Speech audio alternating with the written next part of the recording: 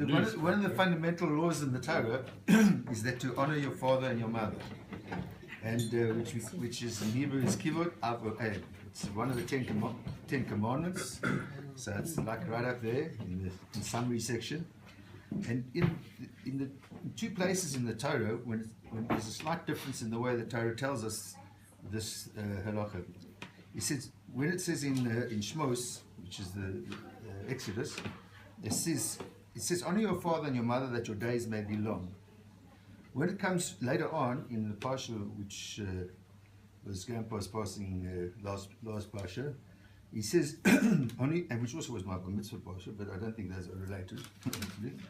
He said, honor your father and your mother, as God your Lord has commanded you, so that you may live long. So the difference is, in the one case it says that as Hashem has commanded you, in the other case it doesn't say that. And so one of the things is that we realize it's actually considered to be a very simple mitzvah, because it seems quite clear. The truth is it's very complicated, and it's a very difficult set of laws, and most Rabbanim don't like to actually have to take decisions in that area, because it's very easy to make the wrong decision.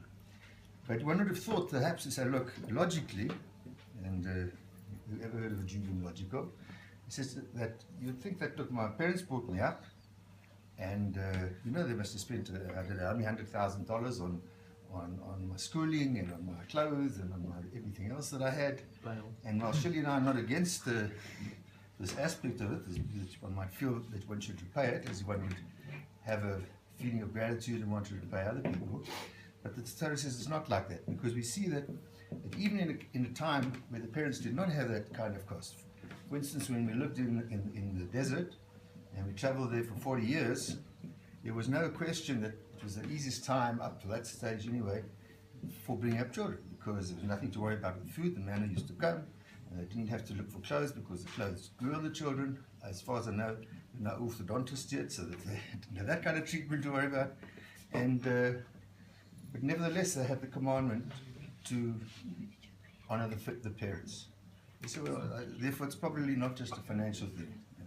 Okay, we can discuss that later, maybe. But Hashem says that he's okay. So sorry. So the difficulty then is to know is you say you've got to honor your parents, and you've got to do certain things which the halachas explain, such as you should help them to stand up and go out. When they're going out, they're coming in. You should give them something to drink if they need it or to eat. But it says that we don't know really where this begins and ends. How much should we owe? And there's a Gemara in Kedushin that brings a story which I'm sure most of you know, if not all. We'll keep forgetting these guys' names, so if you don't mind, read that for us. He says in Kedushin, it says that there was a not Jewish person, a Gentile. His name was Dama Be'ar Nesina. He lived in the town of Ashkelon. And he was very fortunate. He had a beautiful stone, which was appropriate for the umim v'tumim that they were making in the Beis Hamikdash. Umim v'tumim was the breastplate that the Kohen wore, and there were 12 stones on it, representing, of course, the 12 tribes.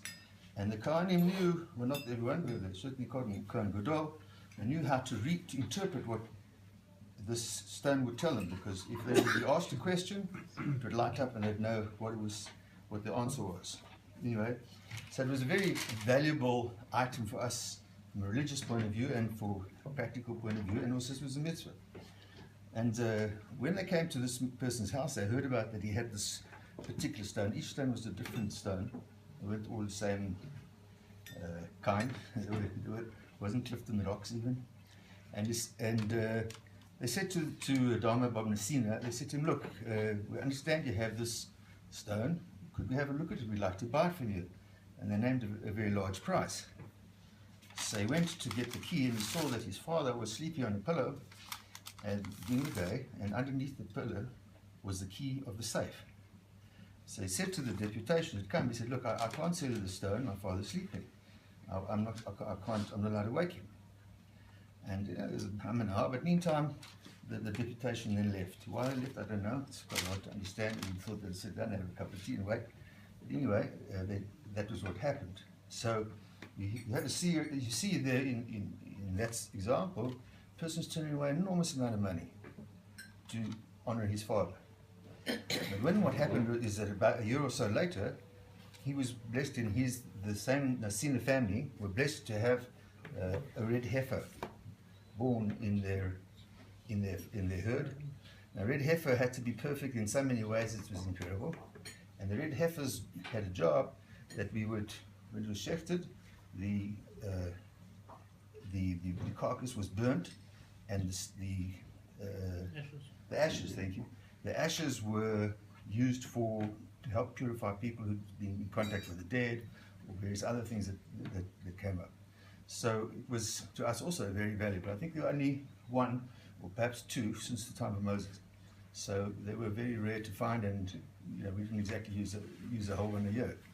So it so happened to have that one born, and the Chachamim again came to him. They heard about it. These things were of importance, and they said to him that they said to him they're going to offer him an unbelievable price. He says, "No, thank you." He said, "I just want what you offered me last time, for the stone, because I couldn't get you the stone at that time, and I'll be very satisfied to have that."